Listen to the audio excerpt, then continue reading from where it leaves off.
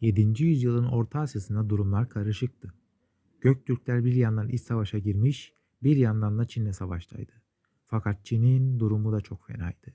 Sui hanedanlığı yıkılmış ve Tang hanedanı kurulmuştu. Son Doğu Göktürk Hanı İllik Kağan ve yeğeni Töles Kağan zayıflayan Çin'e yani Tang'a akın etti. Tang Hanı Taitsung, Töles'i kendi tarafına çekmek istiyordu. Bu yüzden ona barış sundu. Fakat Töles şüpheli yaklaştı ve barışı kabul etmedi. Gel zaman git zaman Batı Göktürk Hanı Yükükşat Uygurların yenilince Töles'i Uygurların üstüne gönderdi. Fakat Töles Uygurlara yenildi. İllik onun kamçılanıp hapsedilmesini istedi. Hapis dediysem de müebbet değil, sadece 10 gün. Yani göçebe bir kavimseniz hapis en çok bu kadar sürüyor.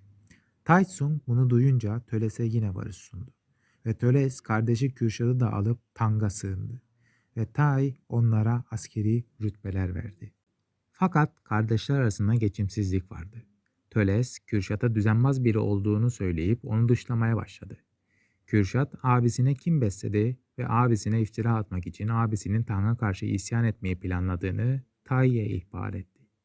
Fakat Tai Töles'i çok iyi tanırdı. Bu yüzden Kürşat'ın sözüne inanmadı ve onu huzurundan kovdu.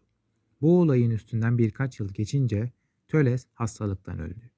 Gel zaman git zaman Tai yaz sarayı Çiğçeng'e geldiği vakit Kürşat 40 kişi topladı ve ona suikast planladı.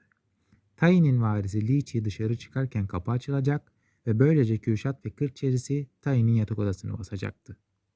Lakin şiddetli rüzgardan Li Qi gelmeyince Kürşat şafak vaktinin gelmesinden endişelendi ve saraya saldırdı. 4 katlı perdeleri açtıktan sonra etrafa rastgele ok atıp, çünkü güneş daha doğmadı, onlarca muhafızı öldürdüler. Yoğun direnişle karşılaşınca ahıra sığındılar ve ahırdaki atları çalıp kuzeye kaçtılar. Vey nehrini geçtikten sonra onları takip eden Çinliler etraflarını sardı ve onları oracıkta öldürdü. Bu vakanın üzerine Tai Türklerin tehlike yaratacağını düşünüp hepsini kuzeye sürdü. Zaten vatanları kuzeyde olan Türkler için bu sürgünden daha çok bir talih kuşu gibiydi. Ama neyse.